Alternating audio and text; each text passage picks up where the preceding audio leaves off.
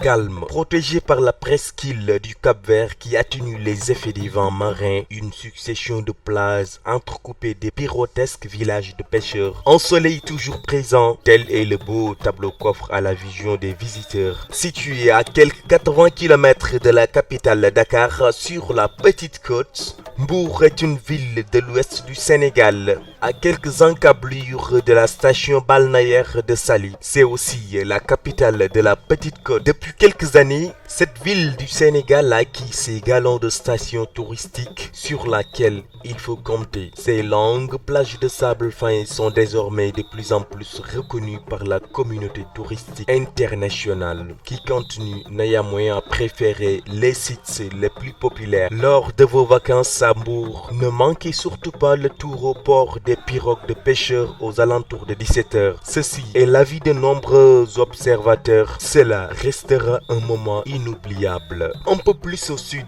on découvre les sites touristiques de Nianing à 10 km de Mbour, Pointe-Sarène, Mbodiène et Joal Fadiouth, village natal de l'ancien président du Sénégal, Léopold Sédar Senghor. Joal est un beau panorama de plages immaculées et par endroits de terre recouvertes de coquilles, d'huîtres et de palourdes, comme sur l'île de Fadiouth qu'un long pont de bois relie à la terre ferme. Des lagunes de taille variable emprisonnent parfois la berge ou somnolent paresseuses les pirogues le soir. La Somone est un village niché au cœur d'une magnifique lagune d'une superficie de 7000 hectares. La lagune de la Somone est classée réserve naturelle tout au long de l'année. De nombreuses espèces d'oiseaux fréquentent la lagune, pélicans, hérons, flamants roses, ainsi de suite. Le village vous propose de nombreux hôtels et campements et permet plusieurs excursions dans les villages environnants. Saly, une station balnéaire de renommée mondiale, située à environ 8 km au nord de Mbour, une des centres de pêche les plus actifs du littoral sénégalais. Saly Portudal abrite de nombreux hôtels donnant sur l'océan, des restaurants, des banques, un casino et un village artisanal. Au lieu du tourisme balnéaire, la station de Saly propose une large gamme d'activités touristiques: pêche, planche à voile, ski nautique, tennis, natation, équitation, entre autres. Le village de Popenguine. Popenguine est un village situé à 60 km de Dakar, entre Toubab Dialaw et la Somone. Fondé il y a environ 3 siècles et demi,